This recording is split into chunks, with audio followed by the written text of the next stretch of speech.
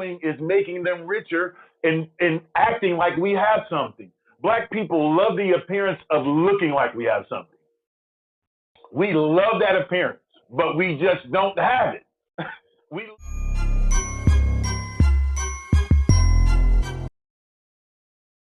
Hey, we're back in the building. Man, it's been a blessed week so far. What is this, Tuesday?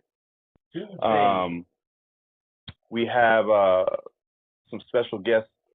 Well, a special guest, but we'll have somebody joining us via video.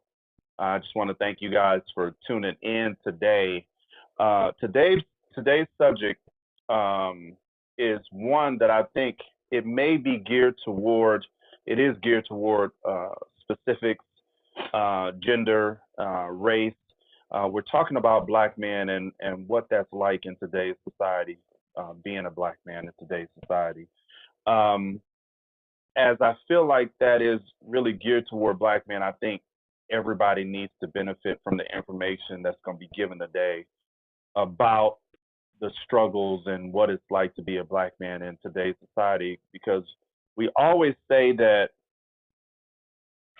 information is king, and when you can get a better understanding of someone and why they move the way they move, why they think the way they think, why they act the way they act, I always felt like that should be a must with everybody's culture, because that leaves less space for ignorance. Yes, sir. When you understand people's cultures and why they do the things that they do, now the questions and the acting out and different things are aren't as prevalent in today's society because you understand it. Yes, sir. And so, the goal for today's subject is to really get a better understanding and kind of actually like, to all my brothers that's tuning in, if you got something to say, just go ahead and type it in. But um, this is therapy also for us black men living in today's society, because people really don't understand unless you are us what it's like every day of our lives. Um, we have a special guest in the building. He's been a friend of mine for over 20 years. Um, Such a forward thinker, and um, he was thinking and was talking about the stuff that is now being talked about 10, 15 years ago. And people really kind of not ignored him, but they knew who he was, but didn't really take what he had to say to heart. And so it's a pleasure to have him in. I have Mr. Muhammad. How are you doing, sir? Man, thank you so much. Um, I'm really humbled. I'm very appreciative of Tim, of yourself, and like man, I really appreciate where you are.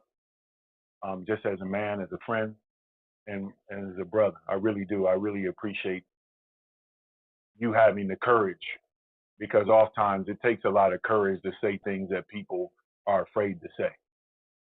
I think in this hour, it's very important that we do say the uncomfortable truths, if we may. And I'll just start off by saying thank you so much for the opportunity. Christy, thank you so much for the opportunity. Floyd, thank you so much for the opportunity, sir. I greatly appreciate you all. Thank you so very much. In the most holy name of Allah, I just want to greet everybody in the greeting words of peace, of Assalamu alaikum. And that just simply means the Jews say Shalom alaikum. And when you go to Catholic church, they say, peace be upon you when you come. I went to Catholic school. So that's what the priest would say when we go in, right? He would say, peace be upon you. And the response would be also unto you. That's how come we also know that all this is one. Religion is one. We just been divided by Satan. Yeah. And that's just an actual Yeah. fact. Because the more and more we learn to grab hold of our collective, just the things that we can associate with each other on, the better. Instead of relying on the negatives or the things that separate us, but everything that brings us together that's the most beautiful thing. So I think it's expedient during these times that we focus on the things that collectively bring us together, and I think that would help bridge a lot of the, as Tim was saying, a lot of the things that we don't know about each other, the things that we can gain respect from once we do that. I think that we can be a much better human family. That's the goal. Jumping into, the topic of today's discussion, what are some of the things that, because you stay pretty in tune with what's going on, and Floyd, you can chime in on this as well. Um, what do you see from I guess it's from the inside outside looking in as it pertains to other brothers that you deal with, the things you see on social media? What do you think our biggest obstacle is? I think one of the biggest ones is before we came on is one of the ones that you spoke about, Tim, is absolutely communication. Um, Communication is it's very paramount just in any environment, whether it be at your house, whether it be at work, whether it be just out socially, is communication is very, very important. I think that's where we have missed the boat, um, in large part because we just don't communicate well with each other. There's some kind of disconnect. There seems to be a disconnect, and we think that communication doesn't mean that we have to agree. Yeah. Right? Yeah. It doesn't mean that we have to agree. Actually, I prefer. I wrote it on on Facebook, as to where it's important. Like I like disagreements. I appreciate people that offer an alternative solution, an alternative thought process. I think it's very important. And unless you are an intellectual coward, you're afraid of those things. I just don't choose to be an intellectual coward. I feel as though we could attack those things and I think it's more productive if we do it that way. Because I know people in power, when we talk about the people in power, they don't have a problem wrangling and talking about things, about trends and things like that are coming up and disagreeing about them. But at the end of it, it's just the end result. And that's the focus. So I think we got away from that, Tim, to answer your question, sir, is we've been away from communicating with each other. We've been away from, being uncomfortable, disagreeing, those type of things. And I really believe if we can get to those things, and of course, there's more that we'll get to, obviously, but, and I'll defer to Tim on that as I think about more things as well. Floyd, I'm gonna ask you to, chime in on that same subject. Being a black man in today's society, we all kind of stay in tune with what's going on via social media and all these different outlets. What are some of the things that you see that that we can improve on? Things we need to be, just overall better at being black men in today's society. I would say more so being educated, educate one another on a whole lot of stuff that goes on, and that would be that education part of it. What part of education would you say? I would say Floyd? I would say more so of just educating each other on different things that goes on, not just in the community, but in the world period. Yes, sir. Whatever happens to us, I mean, it's like we don't like I said, we don't communicate. If we communicate it, then there'll be more education going. Very much so. And I totally agree. I think too, in large part, is like when it comes to us being brothers to each other.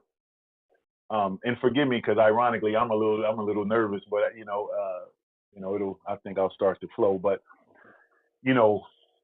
we have a problem actually, and I think I heard Tim talking about this before.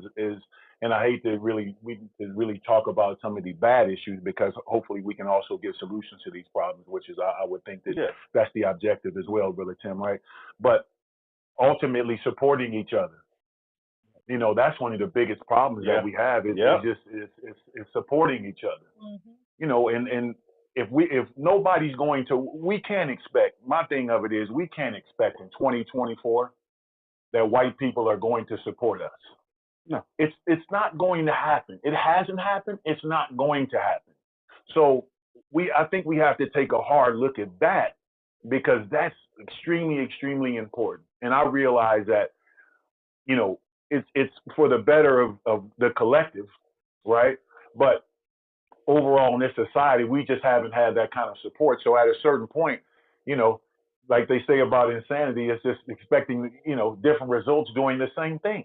It's not going to happen.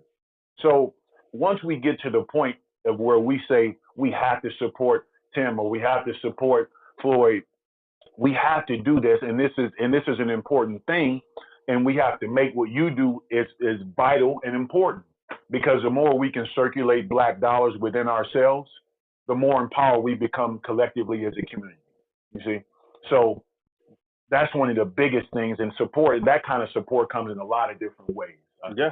A lot of different ways. Yeah, and I always say that, and it's important, piggybacking off of what you were saying as far as supporting each other, is I always say this, is we think that support has to come in the way of a dollar bill. Nope. And it doesn't. Not at all. Bro, honestly, there's probably not anybody I know I haven't supported in some kind of way. Whether it be buy products, whether it be promote products, whether it be, helping them with, getting their business or whatever it is going, or putting them in touch with the right people. And it's not something that I wear as a badge of honor, but it actually comes natural for me. Because as soon as I see somebody on Facebook talking about a business they're doing, okay, I need to know how I can help. Right. But that's just me, and I feel like that's the mentality we, as especially in the Black community, we have to take on, because, man, it's just crazy. Once and I think we do, but then again, I don't think we do. We don't realize how much power we have. Yes. Everything in society is off our backs.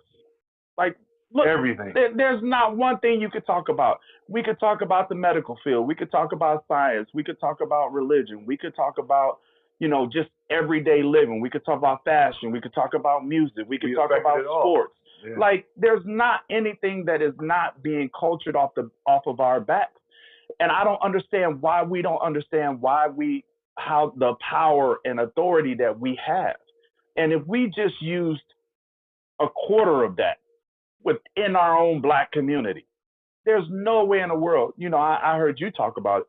There's nowhere in the world we shouldn't have Black schools, Black hospitals, Black grocery stores, Black airports. And if that sounds familiar, it is. Oh, that's a fact. We've had that in the past. Oh yeah. We've had that in the past. But I think the thing is with us is, like, we don't have that I'm gonna get it at all costs. I feel like once we encounter obstacles, especially when it's coming from a different culture or a different race that's not us, all they have to do is dangle a dollar in front of us. We're so easily to be bought. Yes.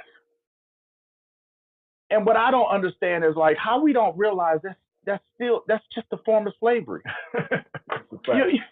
Oh yeah. You can't buy in the Black community, but then you go to the malls and buy other people's products, and you wear it, and you dance around in it, and you parade around in it. I don't know the right way to say that. Like I want to say it, but man, it looks, to me nowadays, it looks so lame for a dude. Like, I'm just being honest. It's like, to see guys, man, it's like all this Gucci and Louis and, like, y'all, it really looks lame to me nowadays. Now, I was a guy at a certain point, or if I went to the mall, I'd be in, like, Vegas or somewhere, and I'm like, because I got size 16. I remember I had the size 16 shoe, and I'm like, the man came out with Gucci loafers. I'm like, give me both pair and the matching belts and all this kind of stuff, right? When it's so inconsequential. It's so inconsequential, and all we are doing is making them richer and acting like we have something. Black people love the appearance of looking like we have something. We love that appearance, but we just don't have it. We live in very, very subhuman conditions. They tricked us to make us believe that that there's a so-called what is it? So it's as far as living is concerned. There's a middle class. No, man. There's really not a middle. The middle class is depreciating very quickly, and it really has. It's been a facade because most of the us class they created. That's what they created to Yeah. make us believe. No, we're po, po. Yeah. Because guess what? Many of us are legitimately 2, 3, or 4 payments out of doors. Mhm. Let's just be very honest about it. That's poor because we don't have what's called. Many of us don't have what's called reserves. A year or 2 or 3 year reserves? No, but we go to your point, Brother Tim, and go spend all this money on the appearance. I've done it. I'm over it. I've done it. I don't care what I drive. I really don't care what I have. My whole goal now in my life is to influence the youth and influence people like ourselves that are here that are forward thinkers. And that's the whole goal. The most honorable Elijah Muhammad tells us that unity is more powerful than an atomic bomb. The Honorable Minister Louis Farrakhan has been teaching us that for a lot of years now, how much and how important it is for us to unify as a people, because we're not going to get the respect of any other communities until we make a decision to unify within ourselves, because we don't deserve the respect of anybody else until we absolutely unify within. Because how can we expect them to respect us as Black people and to want to do business with us if we can't even do business with ourselves? That doesn't. No other culture functions like that. They just don't. And in fact, the Jewish people are a very good example of how productive they've been with unity.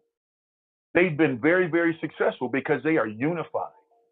And I think if we take that prescription and look at how undiplomatic they are when it comes to the unity, that is a great thing that we can incorporate into our community and that we must incorporate into our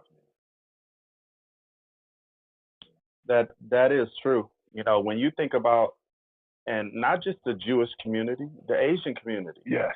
Like, they recycle their dollars in their community like better than most. Yes. And then they figured out how to step outside of their community and get other people's dollars. Yes. Like, it's just, we laugh about it but they figured it out. They figured it out. They figured it out, and they figured it out in the shorter amount of time it's taken us to figure it out. Yes. And we've been going through it longer. Yes. Like, I don't get it. Like, the mentality that we have, bro, is the fact that we would, as long as we're doing better than the next brother, then I'm good. That's not gonna cut it. And the crazy thing is, it's like you said, you're actually not doing better than y'all both poor. You just, your shoes may be better, your outfit may be better, you may drive a better car. Yes. But if you put your finances and where you are in life side by side, y'all aren't. But just think about if you united those things. We were just, my brother, we were just talking about that on the way here. He was talking to one of his family members, and he was just saying they have about 22 to 25 family members in his family, and he was telling them, like, listen, what if we all got together, even if we saved each of us saved $100 a month out of 22 people, that's $2,200 a month, and we add that on to a year's time. Well, guess what?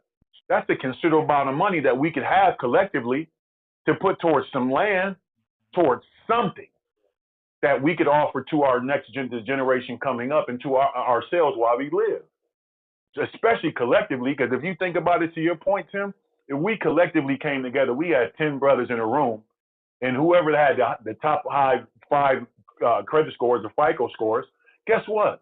Now we take what they typically do, the people that we were just speaking about, the Jewish people, the Koreans, the Chinese, and also I always like to use our Latino brothers and sisters.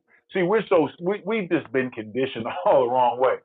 We'll laugh at them because they have 5 or 10 people in one house, when ultimately they're just saving up to have one move out, then the other one moves out. Now everybody they got the whole neighborhood, and they got the hood. I have a lot of respect for them. I have a gentleman that comes to work with me. I can call him. I can send him a text message within 30 minutes. I said, hey, Jose, can you meet me at the facility? He'll send me a thumbs up and he'll be there. It's almost without fail. And when he gets there, it could be 120 degrees. It don't matter. He's laughing at me because I got to go get some water. Somewhere along the way, we lost our way. Just even our work ethic. Just even our collective work ethic.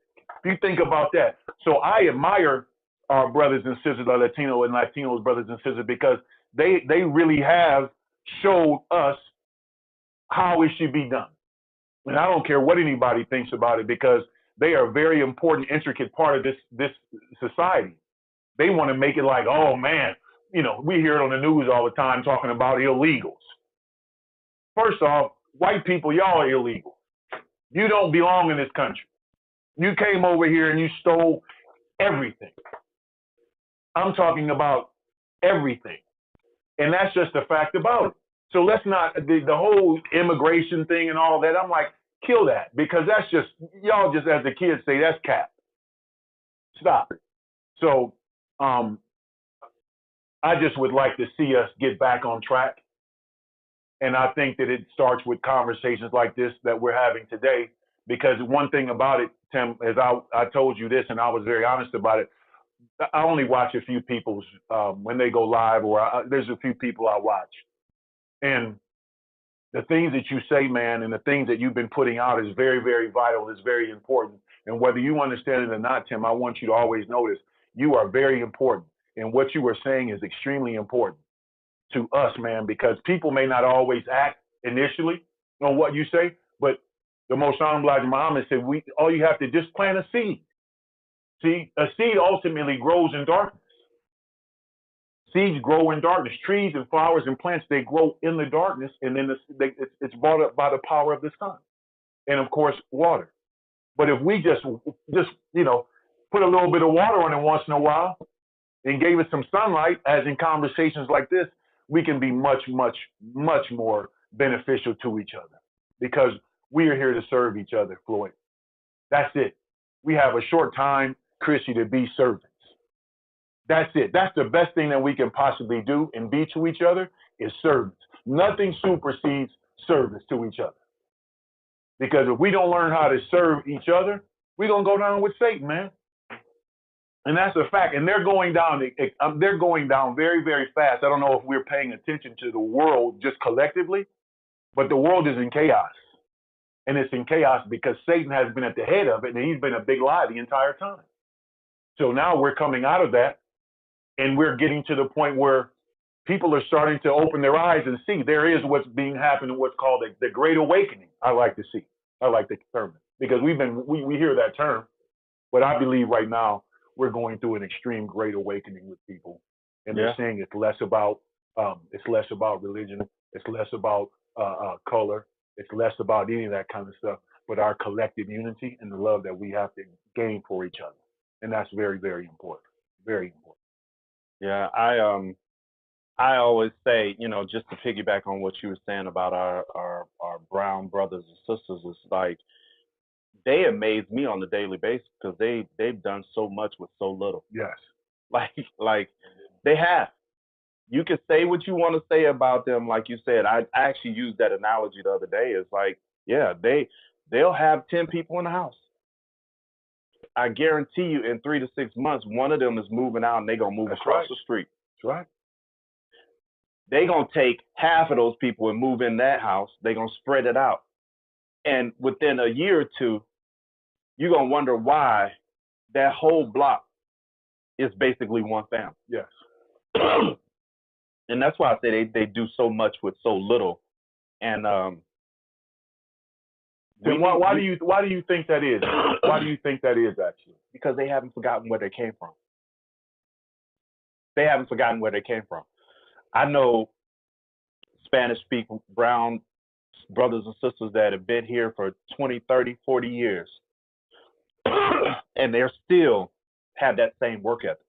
Yes. They still have that same work ethic. And you know what they do that we don't do? We don't instill that work ethic in our kids. So there's a generational gap. And so I talk about this, like, over the last few years, especially with everything we've gone through with, presidents in office and COVID and this and that. I commend our kids. Our kids are really taking up the mantle. The thing about it is we're the ones lacking because we're not giving them the guidance. They're hungry and they're the willingness to want to do stuff, but they don't know how to go about doing it. Man.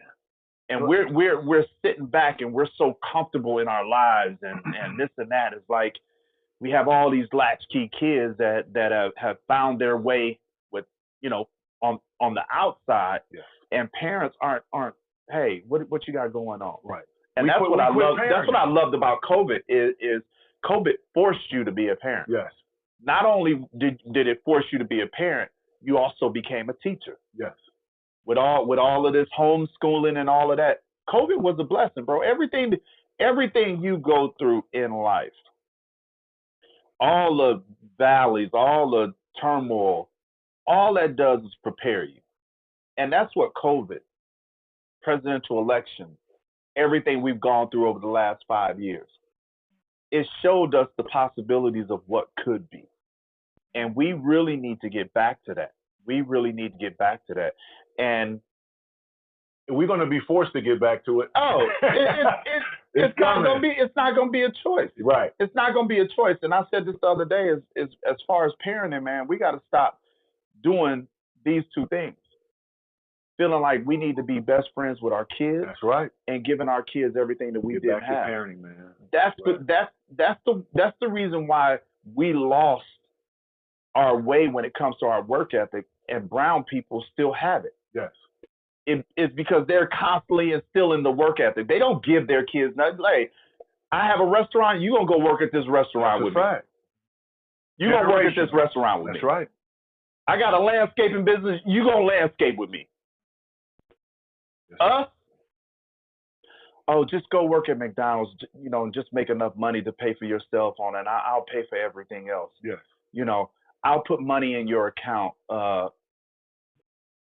And then we wonder why these kids are out in these streets and they're doing things that are uncharacteristic of the parents and of their family. Yeah. Is because there's that gap there. And if you don't fill that gap, they're gonna go out in these streets and fill it. They'll find it somewhere. Yes, sir. And that's why a lot of them, I didn't mean to cut you off, Tim, but no, you good. So many of them, man, go to gang life. Yeah. Because they have that collective, that group of, just men where they feel as though like they're attached to that. And in that becomes, their haven, so to speak. To your point, Tim, it's like, man, how did we lose that? And why did we lose it? But I will say, in regard to that, there's also been, and I think it's an important point that we talk about the collective that has actually put in place mechanisms and systems, et cetera, to keep us down. See, I don't think you can't ever get away from that, because that's like when we talk about Chicago. White people love to say, well, what about Chicago? All the gangbangers there. Yeah. Well, the fact of the matter is Chicago is considered probably the most corrupt city in the country. Yeah. It is politically, if I'm correct. Yeah. See, so there's a great deal of corruption. So you expect the gangbangers to be better than the politicians and the police and the judges? Get out of here. See, you can't, that's small time talk. Don't talk to me about you. We have to get to the Most Honorable Elijah Muhammad talks to us about the root knowledge. The Honorable Minister Louis Farrakhan said we have to get to the root of the issue. Whatever that root is that what we have to explore to find the solution to the problem? So let's not throw off on the gangbangers and the old rookers and whoever else is a Chicago gangbanging. But you all don't want to pay attention to the politicians, how it all started, and where it's because everything flows downward. See, it starts at the head. So I don't expect my daughter, to your point, Tim, if I don't give her proper guidance and proper understanding and rear her and parent, then I can't expect her to accomplish that much. Or she may accomplish that much, but it's still going to be more of a challenge for her to accomplish it. Should I, as her father and as her mother, guide her properly and give her proper and right guidance? Because there's guidance, but we need right guidance. You see? So, you know, just to coattail what you were saying as well, Tim, that's very important, man. Christy, you were brought up in a culture family. You have a culture family, and um, you guys, and that's why I say it's important that we just not exclude other cultures and other nationality and other races from these discussions, because it's important. Like you said, I love it. I love it when we disagree, because for me, disagreement is just another perspective. Yes, Um, and I say this all the time: the only true death is when you stop learning. that's right. And so, for me, I don't ever want to stop learning. But Christy, you have been you grown up, you have family, you know, multicultural family. Um, Collectively as a community, what do you feel like, you know, as a community, collective whole, you know, all nationalities, what can we do better to strengthen the bond and unite other cultures and other races? I believe the answer is uh, understanding and compassion. Having understanding and compassion for you, the person next to you, the person that you're walking by, everyone, all the people that you cross paths with, you need to have conversations and respond with compassion and understanding, even if your opinion is different. So we're not going to agree. That's okay. But we can at least have compassion and understanding for the other person. And I talk about, you know, my sister and her husband, Ice T, my sister's Coco. Um, they come from completely different backgrounds, and they don't always agree on everything, but they have compassion and understanding for each other, that they can make it through anything, that they will come together and they will support each other no matter what their differences are. Back to communication, right? Yes. Yes. So, but having that compassion and understanding for each other and respect. Respect is a big one. You have to have understanding, compassion, and respect for all people, and that's where we're going to bring in the unity, because I want to support everyone, and uh, it shouldn't be, in my opinion, only supporting your own. What is your own? We all bleed red. You know, we all have blood running through us. Yes. You know, my brothers and sisters, we're all the same. We all come from the same source, the God source. That's right. We are all unified. So having that compassion and understanding of people that we speak with and where they're coming from and what they want to create, and in doing so, when you want to have that community, you're talking about the black schools, black airports, and all that, not excluding, you know, I wouldn't say excluding white people. I don't think would be the best option, because hey, I understand that we, as far as immigration goes, yes, this land was stolen, Yeah. absolutely, 100%. Did I personally steal that land? No. I want to help and support, and I know there's tons of people, my brothers and sisters, who want to come together and love and support all people. So I don't believe in division. I believe in all coming together and supporting each other and loving each other and doing the best that we can do to educate. Okay, this is your struggles. That's why I'm here. I want to hear your struggles, so I have a better understanding of you when I talk to you. When we have conversations, I have a better understanding of where your head is at.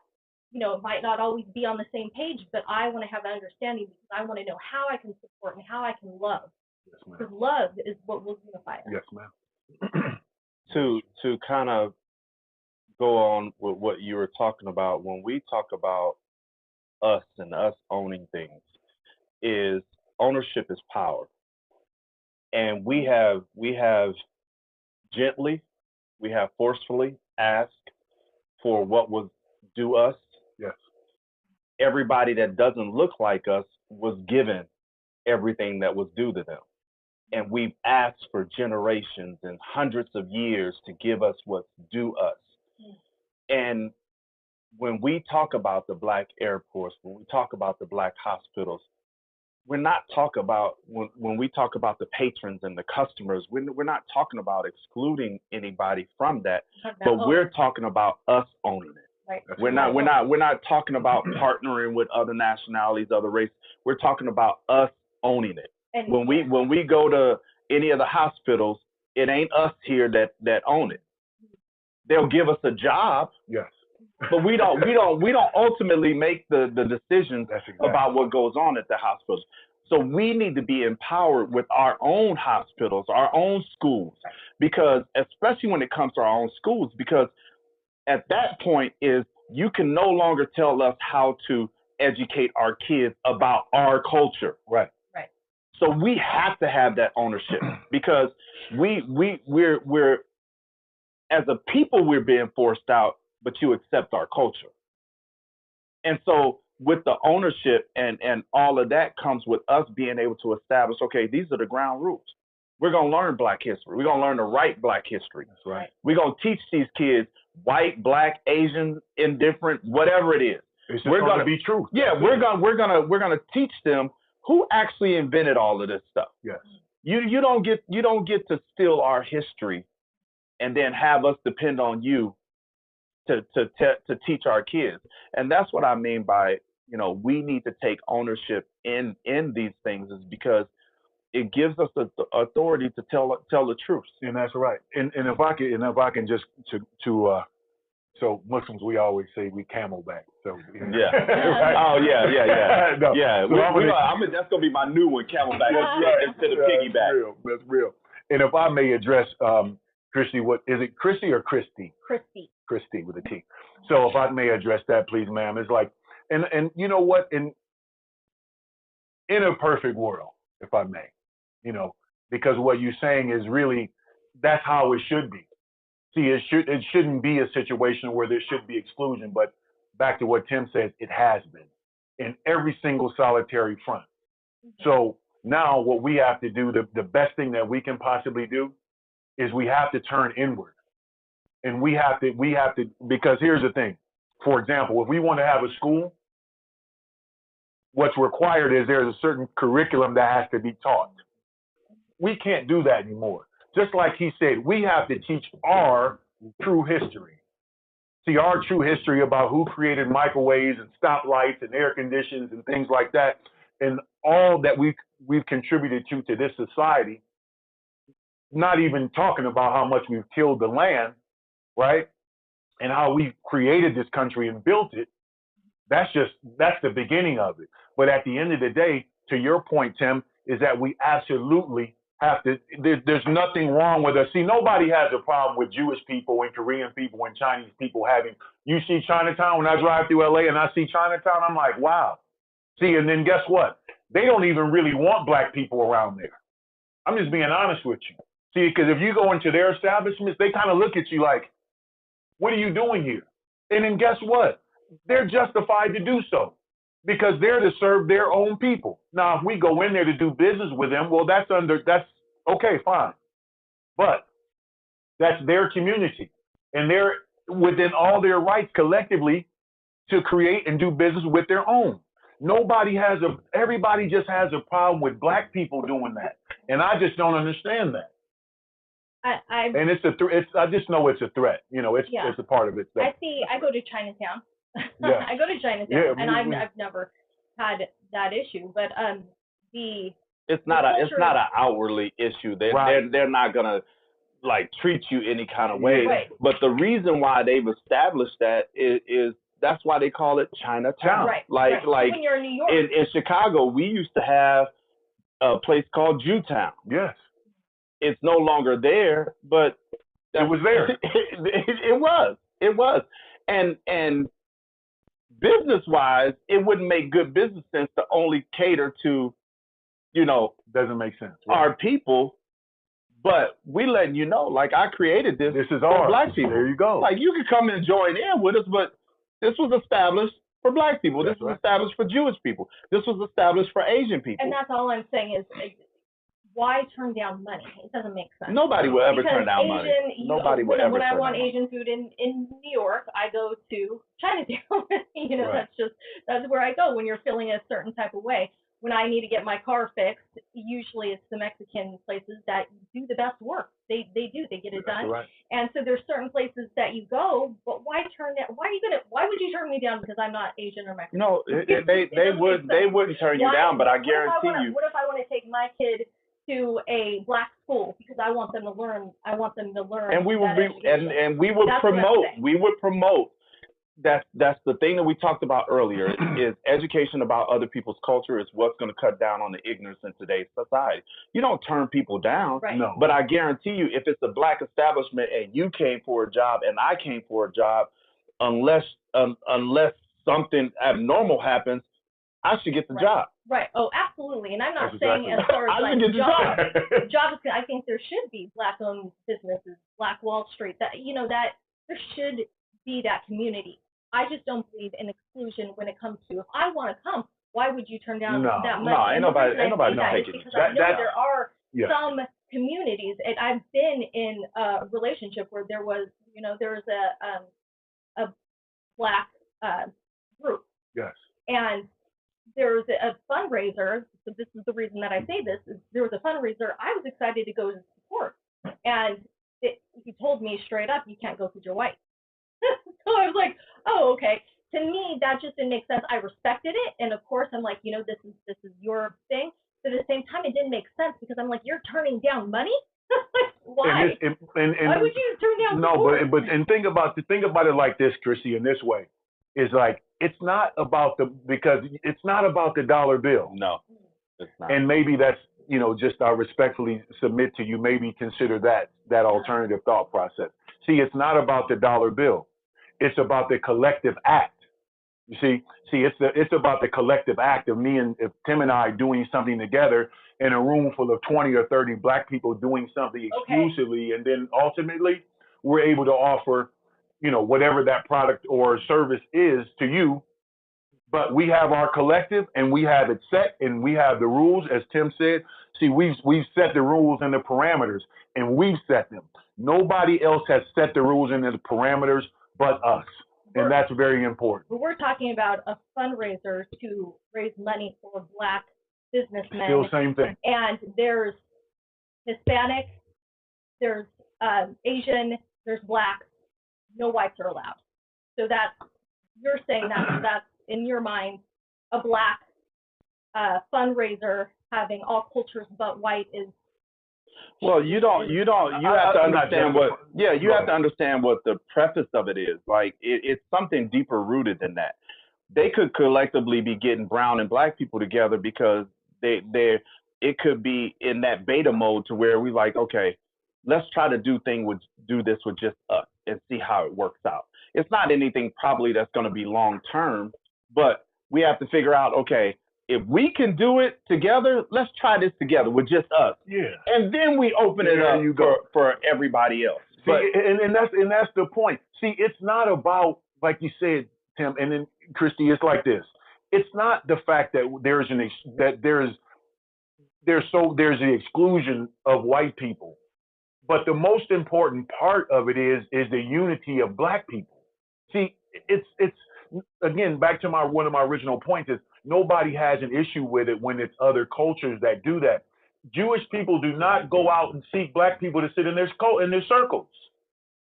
Italians don't go sit out and seek black people to sit in their circles. Asians don't either. Asians, Chinese, and Koreans, and all the other, they do not go seek out black people to sit in their circles. It doesn't happen. And again, it's not an exclusionary act, but it's inclusionary. You follow me? It's less of an exclusionary act, but more of an inclusionary act.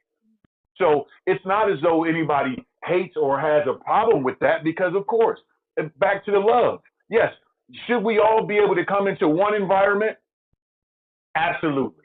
It has not happened. That has been the cornerstone of our problems and our issues because we have not come together and said, okay, Tim, let's get 10 people and start this business. And that's it, and that's all. And then ultimately, everybody will see the collective greatness and the collective,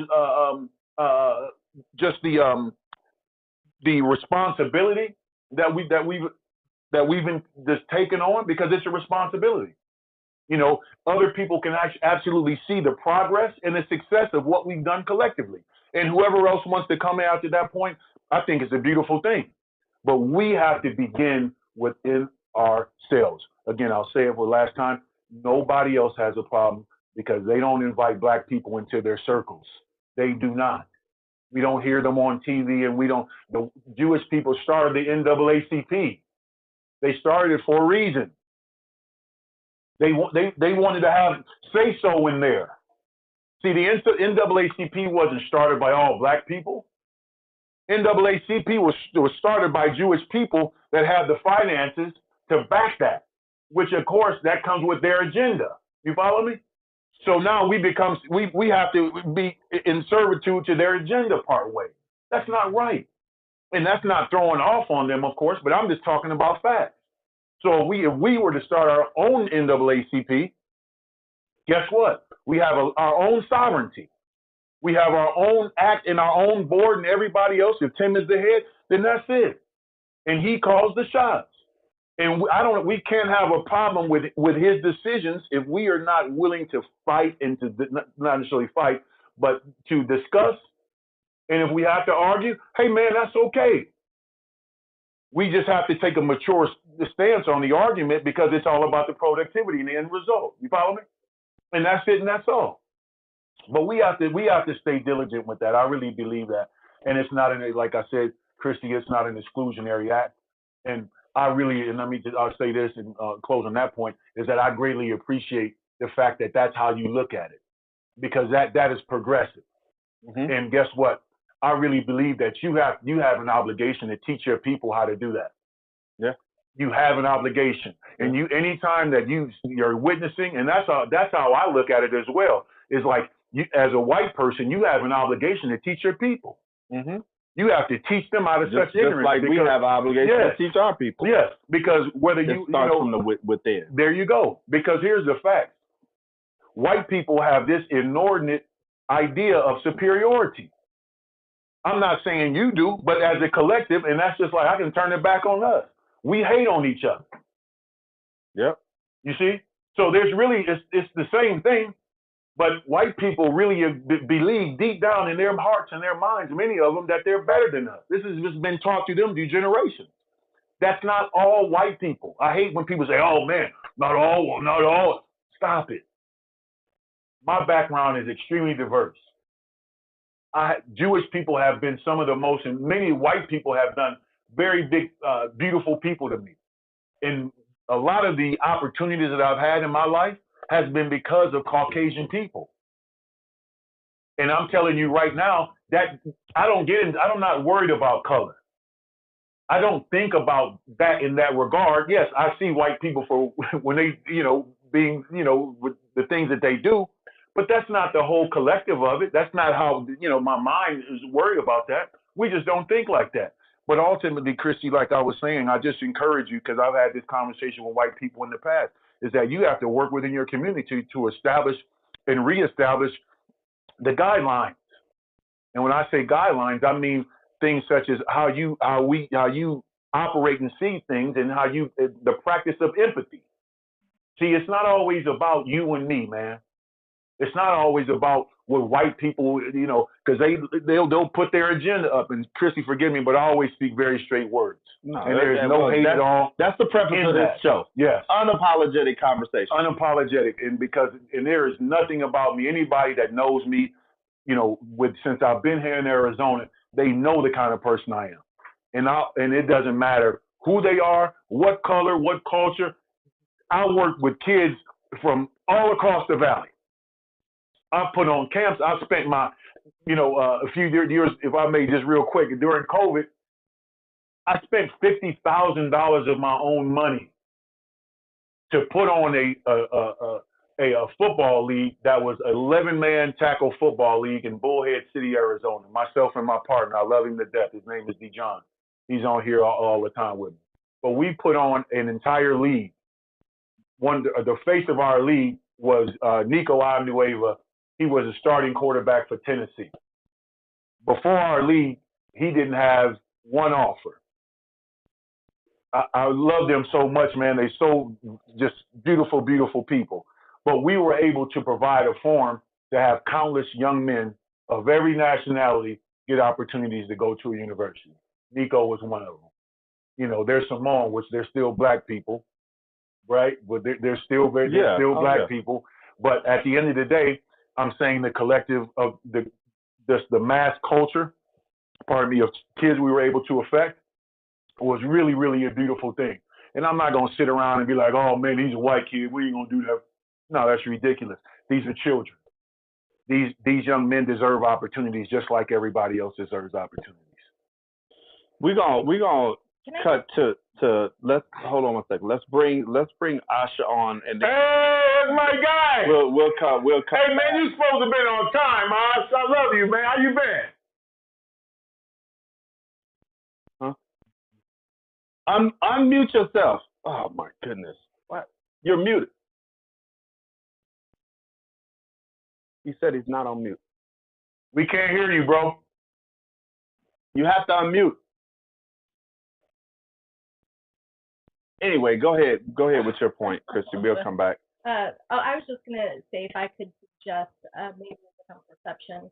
Like when you said that white people feel they're superior, maybe you say to look inward, and that might be a perception that you're feeling, or others are feeling that white people feel superior. In reality, maybe they see you as a threat. You're stronger. There's perception. They're looking at you a certain way, and you're looking at them like they think you're superior. Neither one of you are right or wrong in the way you're feeling. It comes from within and changing the feelings and perceptions that we have with the person that we're standing in front of. Yes, very much so. And it's the actual fact that white people feel superior. Like it's a proven fact. And understand that when we say white people, we're not talking about every single white person. You look at how society is being run. Look at where we stand. We're still asking to be treated as equals. Just treated as equals. Just treated as equals, or actually as humans. Yes. That's what we're asking for. You can go down the list of every corner of society, of life, and it is a known fact that white people have a superiority complex. It is a given. It's all over TV. White people are even saying they have white people. But understand that if that's not you, then the statement doesn't apply to you. But as the collective, that's like saying, black people are racist. Not all black people are racist, and some of the most racist people are black people. Yeah. You know what I'm saying? Right. So, but I'm not. That doesn't go to say that he's racist. But I made a shirt in response to the Go Brandon, Let's Go Brandon thing that people was wearing. I did a shirt that said Let's Go Racist, and then on the back of it I said all racist people aren't white. So that's not saying that all black people are racist, all white people are racist, and all white people have superiority complex. That's not. But as a collective, in general, yes, white people. That we wouldn't be sitting here having these discussions if that wasn't the case. That's right. Like we wouldn't. I have to go a little bit longer. We wouldn't be having these discussions if that wasn't a problem in today's society. We're not looked at as equal. We have to do the song and dance to even get attention. Yes. Whereas, somebody white go into business, they're gonna have every colored people in line buying from them. Black people go into business, and we'll have people, but we have to collectively try to get our own people to support us. Yeah. So there is a superiority complex within the white community. It's been going on for hundreds and thousands of years. And conversely, there's a black inferiority complex as she pointed out. See, and that's just as equally bad. Yeah. So I can't go to the South, and I'll close because I know bro coming on. I don't like to go to the South because I still watch black people walk around with their head down and tipping and whispering when white people are around. That's insanity to me. In 2024, I witnessed it. When I went down to Georgia with a friend of mine, I couldn't even believe what I was watching. I'm like, man, this just can't be. This just can't Oh, be the it's case. I spent some time growing up in the South, and it is. They still have in Louisiana. They got the black pool and the white pool. Unreal. Like when I first moved down there, I was like, hey man, let's go hoop at this park. It was like, no, that's the white people's park. Like, and it's still that kind of mentality, like you said, the inferiority complex, and it's equally as bad. It's The no superiority complex and the inferior, same thing. both of them feed each other Yes. in a negative way. Yes. And so we gotta have these discussions. You know, yeah, it's as a black person, do I want to hear about us being inferior? No, I don't. As a white person, do you want to hear about No. white people having a superiority complex? No, you don't. But it's what it is. We can't shy away from what is actually going on. We have to have those conversations, and it's got to be an in-your-face kind of conversation because we have to get that out there. We have to. People have to know. Is his audio straight? Go ahead and speak.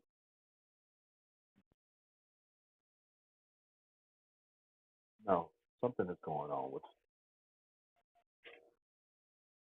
Oh. Can you? Is there any? There's nothing on our end. Hold on 1 second.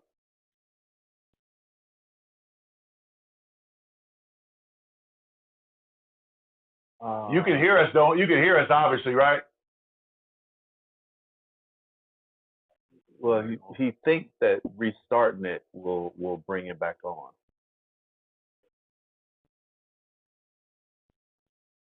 We've had this. That's why I tell people whenever we do this, be ready earlier so we could test this stuff out. That's why. No, it's not his headphones. We had this. He think it's the mute on his phone, but it's a mute on the link that he needs to hit. You understand that, Brother Asha? You got to mute on a link, not on your phone.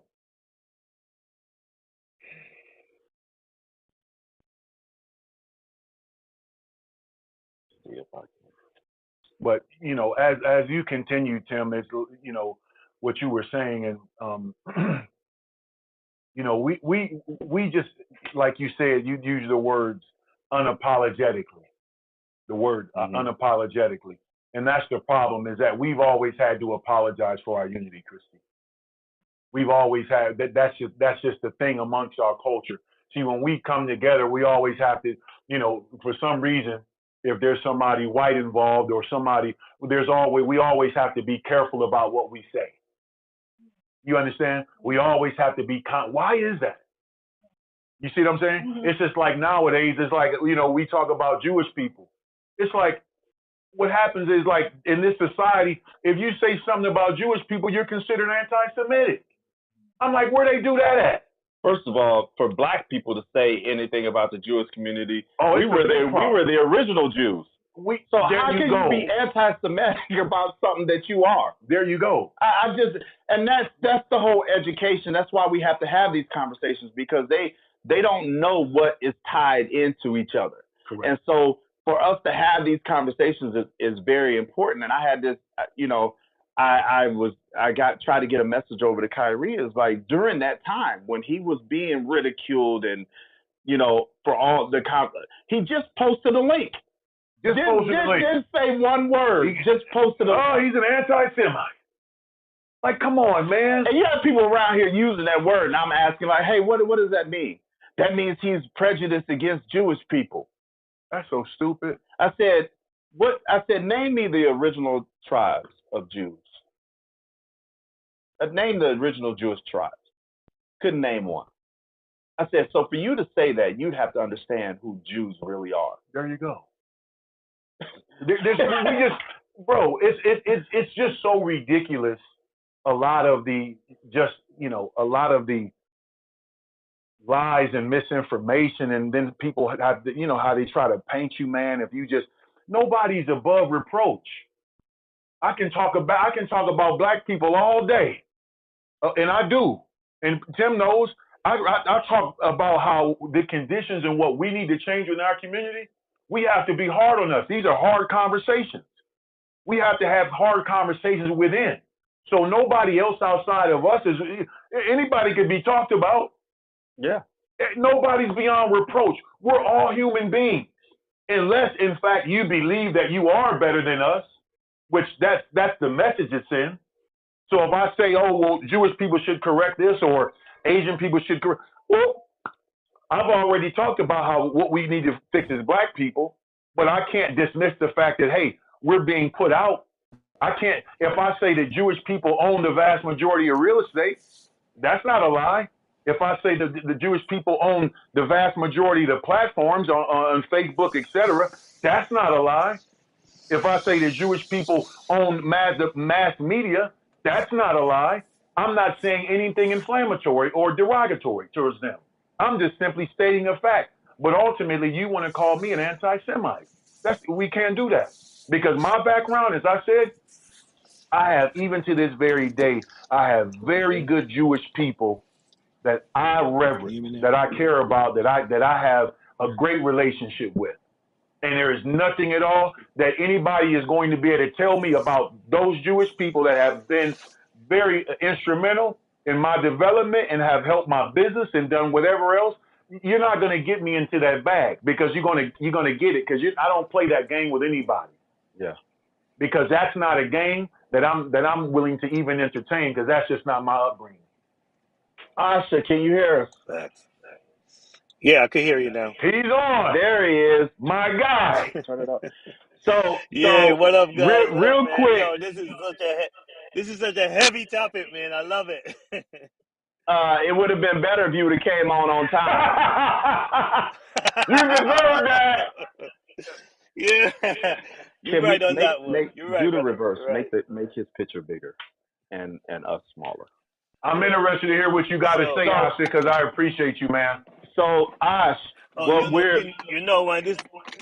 go ahead. So the discussion that we're talking about is what are some of the things that you see in Black culture that we need to, as a Black man, that we need to be better at?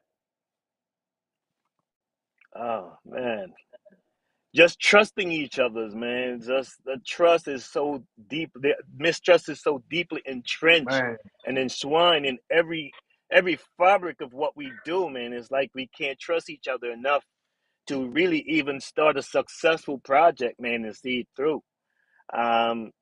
We don't give each other the grace that is required for us to make mistakes as human beings first. I think we hold each other in such a, like, I would say inhuman, because nobody's capable of just carrying on through life without making mistakes. And I don't think we give each other enough grace and enough trust in order to build that kind of relationship where we could build generational wealth, where we could build successful businesses and even strong relationships. Trust is big, man. You're right about that, Ash. That's true, man.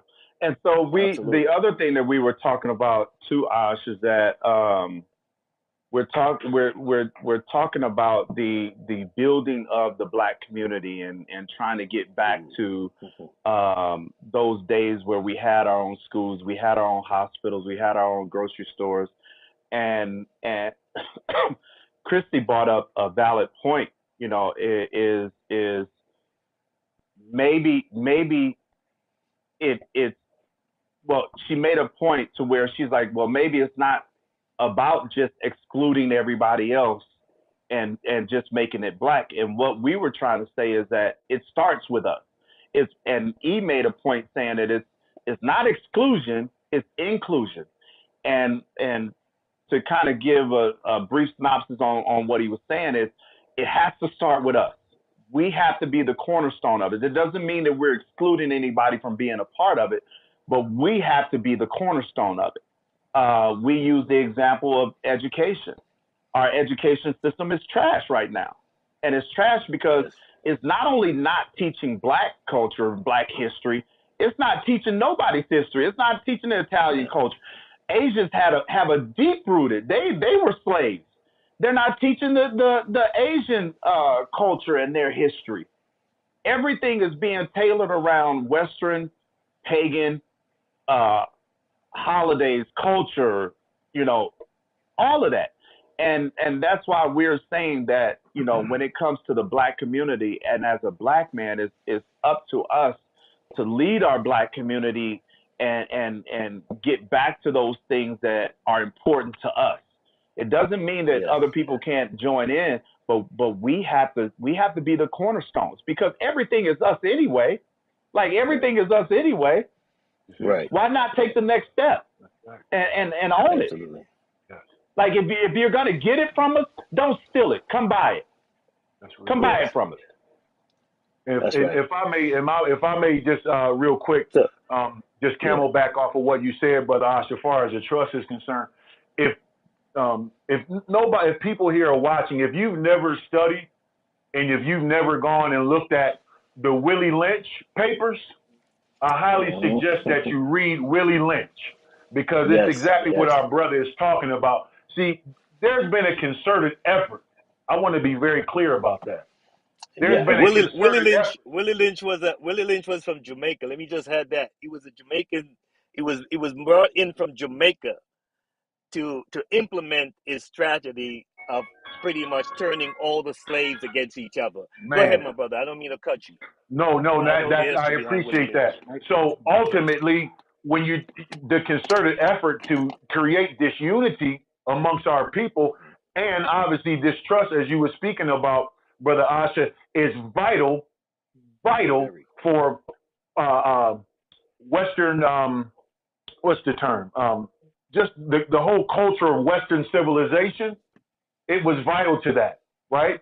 So to develop mistrust within us, it undergirds this society. You follow me? Absolutely. Because as Tim has said many times, hey, if we have to be the cornerstone, but they work very hard and diligently to create so much division and mistrust and distrust within our community. It is absolutely inevitable. Let me just, I'm a camelback on just to add a little bit more before I extend on Tim's questions.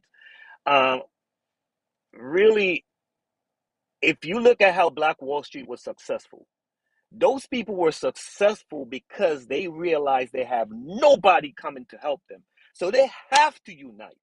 We're not at that stage as Black people yet that realize that we're not having any come save you moment from anybody else but us. We're not at that moment yet. That's why it's not critically important for us to form that allegiance with each other. So once we get there, like all those people back on the Black Wall Street, they realized nobody was coming to help them. So they had themselves, they have the expertise, the knowledge, and the information they have at the time. And they do so much with that little bit of information they have. Yes. And we're in an era of informational, like super highway. Information is at the tip of your fingertip. And you cannot get Black people to sit down long enough with the information that's going to put us in front of all the other races out there. If you look at all the other minority that comes here, everybody else is making leaps and bounds ahead of us. And to add to what you were saying about the history that was taught in school, Tim, Black people, we don't teach history at home. That's where it starts. Those other races teach their history at home. That's why it doesn't matter if they teach it in the school or not. They're getting taught at home. So therefore, they just come out here. They're watching us all around, running around, following what's on the internet, following what the next big thing is. But they sticking to the project. They sticking to the script at home. What was taught at home, they sticking to the script. We're not sticking. We don't have no script. You know what I'm saying? So that's the answer to that question, man. As you know, you see, it's my passion talking, as the Louis Farrakhan would say. So don't listen to my oval expression of this thing. It's my passion talking. So I'm saying this to say, man, like, we cannot go anywhere without white people's help to where we want to go. I'm gonna put that out there, but we have to start it ourselves. We have to have the narrative of how we're going to govern ourselves, how we're going to carry ourselves. And for once, man, I don't think we could take command and instruction from each other. And it goes back to the trust again. We have to trust each other to the point like, yo, everybody see the vision. And I think of the problem that we having as Black people is that nobody sees the vision. There's no vision for us to follow. What are we following? What script are we following? Every other race and religion knows that in order for them to survive, if they don't stick together, they're gonna get run over by everybody else out there. Well, We have not gotten to that part yet. the main reason is we as black people, we spend so much time chasing the dollar. Yes. Is we have no plans, and that's why you said we'll try to get it by any means. We'll try to get a dollar by any means. Yes. And you're absolutely right. We will go into that without having a plan at all. It's all about the look, feel, see, and touch. Yes. Optics of it. The optics of it. But we have to get back to building legacies, man. We have to get back to understanding that this thing that we're doing is not about us. It's about the people that's coming after us. Yes. And so as long as we keep this thing going, man, that stuff is going to fester through generations and generations. And you're right. The education has to start at home. Yes. And how it starts at home is we as black parents, we got to understand that I don't care about your 9 to 5. Your child and your future is more important. That's what it is. And we got to start taking time for what's important. Yes. We have so many other things that we're putting in place of what's important, and we're getting put further and further behind the 8 ball. Yes. Asha, Yes. as a black man, what are some of the things that you struggle with?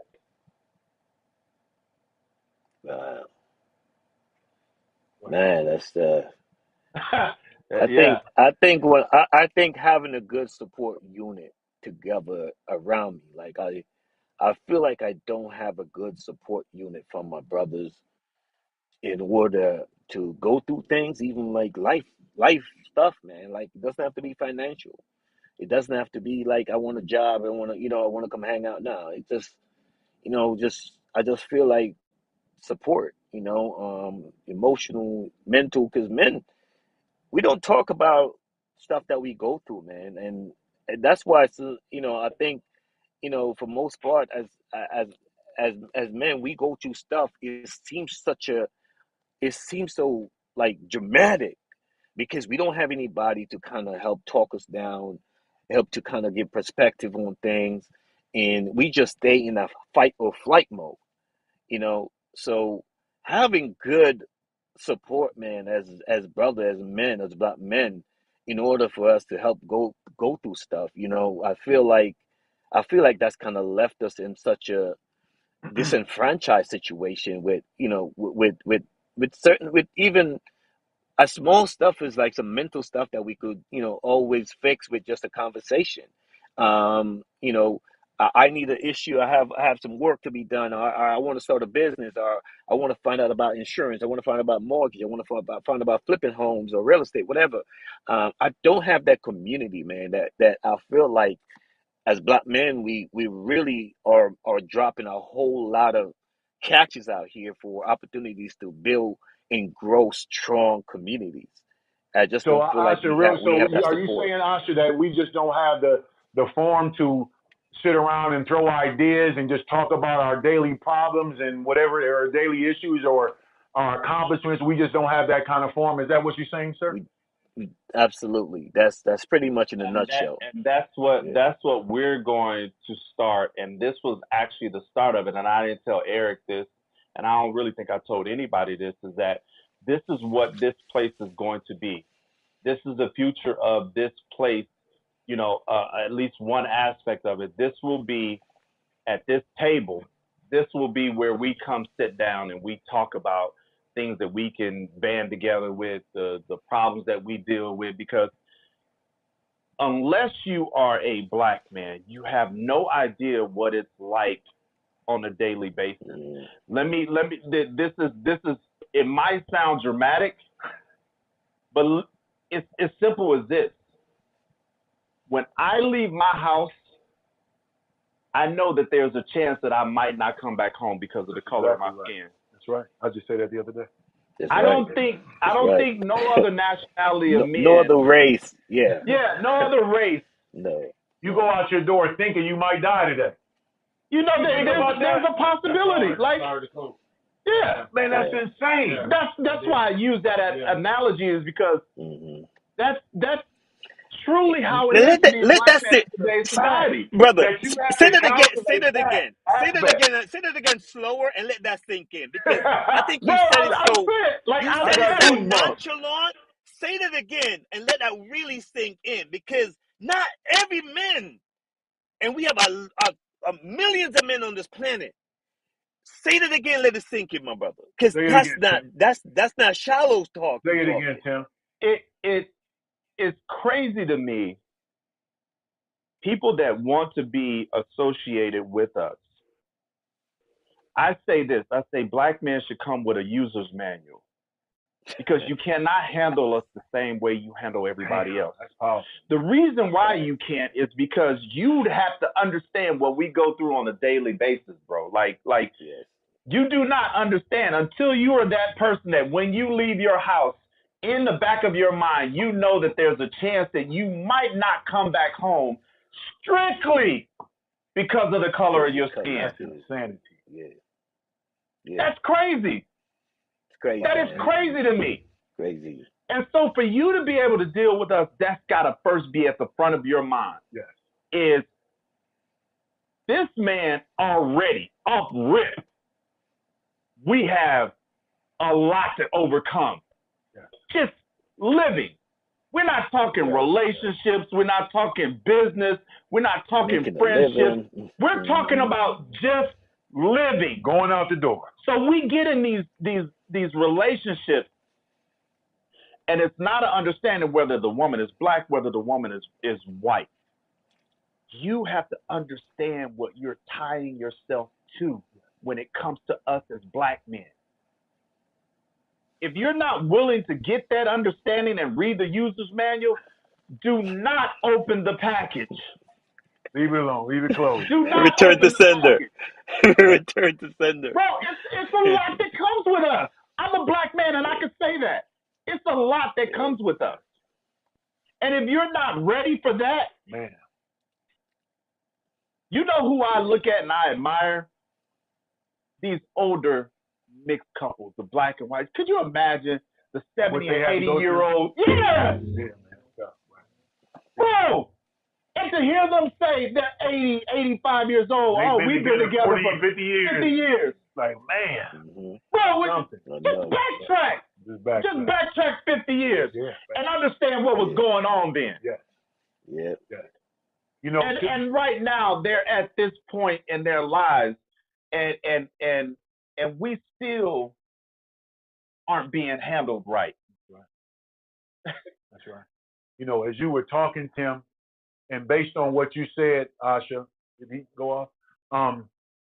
What I think, Tim, what we have to develop, and maybe I'll commission you with that right now because of your brilliance, brother, is we have to, and your vision, is we have to develop a unity curriculum.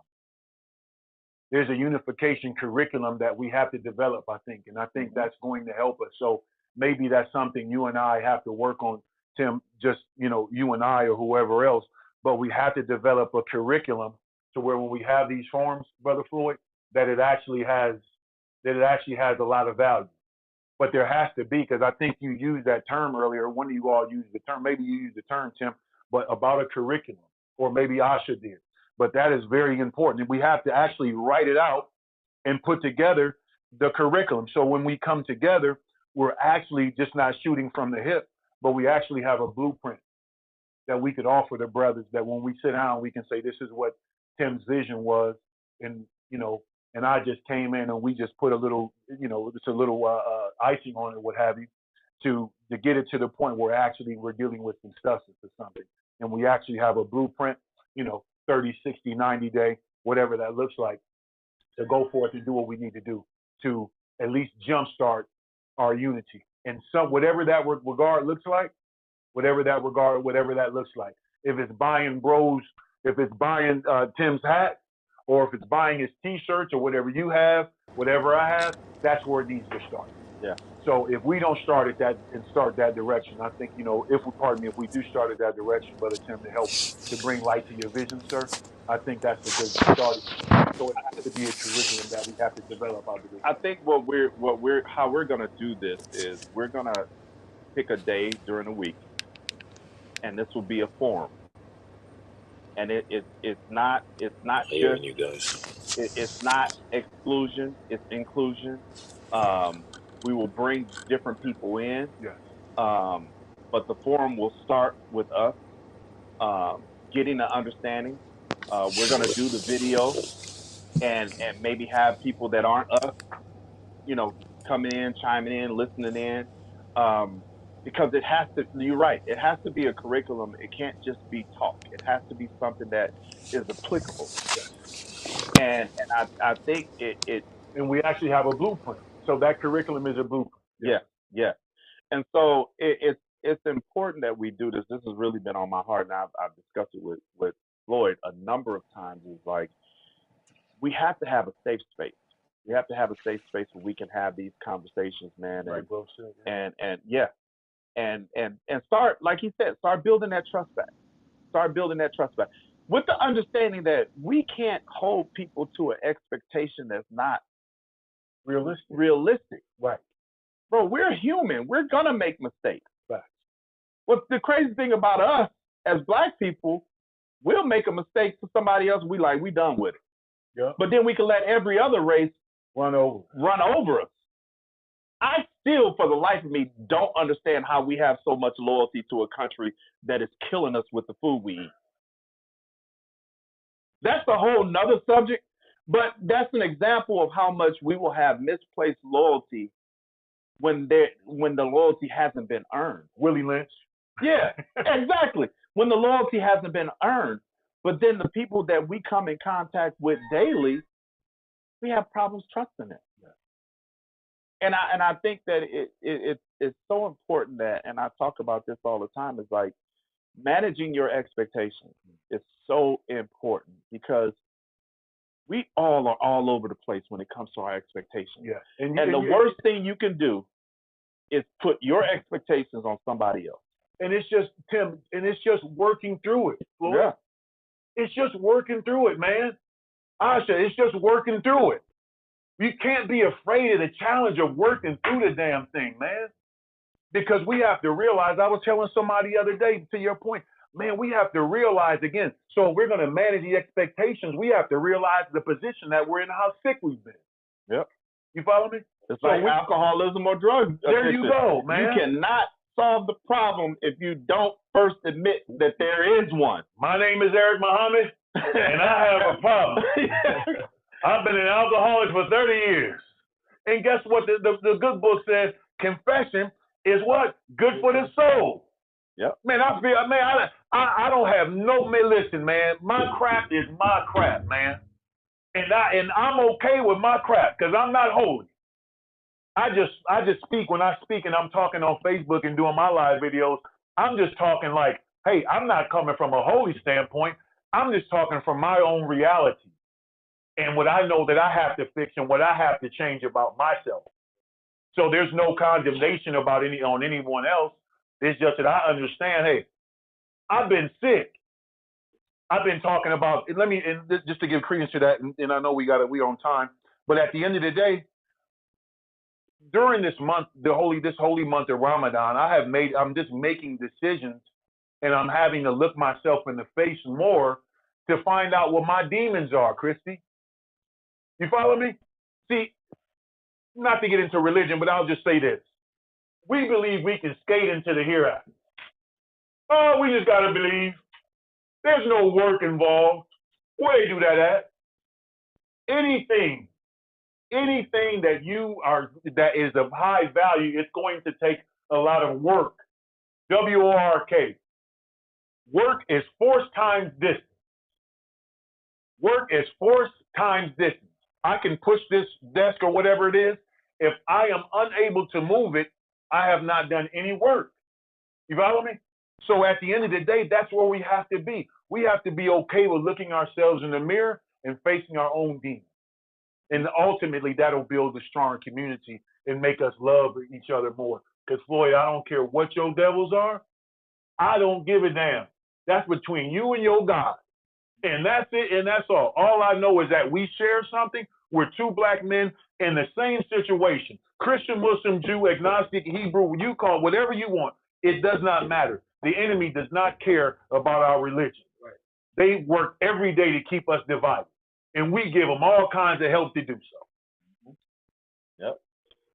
Man, I don't know if we've had a more powerful show. I just want to, in closing, we had some technical issues where we lost Asha. So, but this is the start. Yes, sir. This is the start. And so we're gonna do this at least once a week. We're gonna get with the brothers and decide what days and hours work. But this is important. This is important. We have a lot of work as kings in the Black community. Not only in the Black community, we're kings in general. Yes. If I can I step us up a little bit, Tim? Bro, we are gods. Yeah. The book says you are all gods, children of the Most High God, and that includes women. In society, these white people say when they call women goddesses or no, the woman is the second self of God. After he created himself, he made the woman. She is not a goddess. That is a chauvinistic term. Women are gods as well, and we all have to act and be as gods, Tim. And I thank you so much, bro, for your vision. Thank you. I'm very humbled to be here. I'm very appreciative of your vision, man, because it's powerful, it's strong, and it's needed. Oh yeah. Like I said, this was a very, very, very, very powerful show today, man, and something that we needed to talk about. And so we're gonna continue to have the discussion about it on future podcasts. And so we appreciate everybody that tuned in today. I know, but hey, some people aren't as receptive as other people. But I'm hoping that from today's broadcast, that you were able to take something away from this. Like Eric said earlier, it's really just about planting the seed. Whether you use it now or you use it later, the seed has been planted. And we're going to now, at this point, we're going to continue to water that seed and give it sunlight. I appreciate Christy for her comments. Very much needed in society in general. And we talked about this. We're not going to always agree. But I learned something from her today. Yes.